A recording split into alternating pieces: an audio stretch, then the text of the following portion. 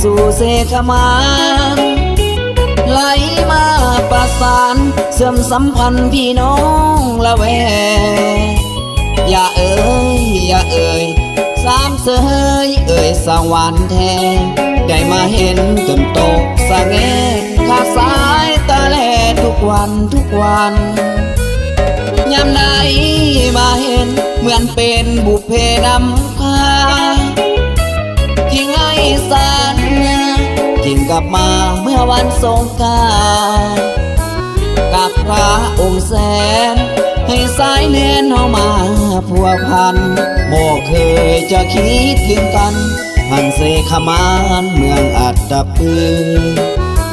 อยู่ที่ตาดพ่อน้องบอกว่าฮักหมดใจแล้วไปกราบไหว้พระใหญ่ดินแดนละบื้อเมืองถิ่นผู้ดีแห่งนี้น้ำใจแสนซื่ออยากเห็นหน้าน้องเสมอมาคือตำก้อยน้อยใจถ้าหากบุญอยู่ส่งดังใจไฟฝันจะคืนกับหันมากันกับน้องข้างในคิดน้องหอดแม่บรอ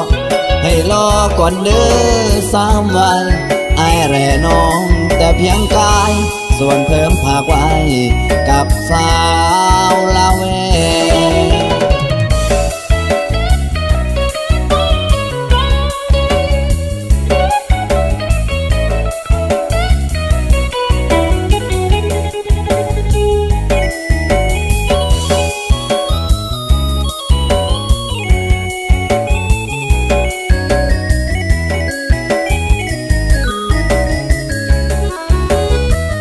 อยู่ที่ตาดพ่อน้องบอกว่าฮักหมดใจแล้วไปกราบไหว้พระใหญ่ดินแดนละบื้อเมืองถิ่นผู้ดีแห่งนี้น้ำใจแสนซื่ออยากเห็นหน้าน้องสุมือมาคือตำก้อยน้อยใจถ้าหากบุญอยู่ส่งดังใจไฟฝัน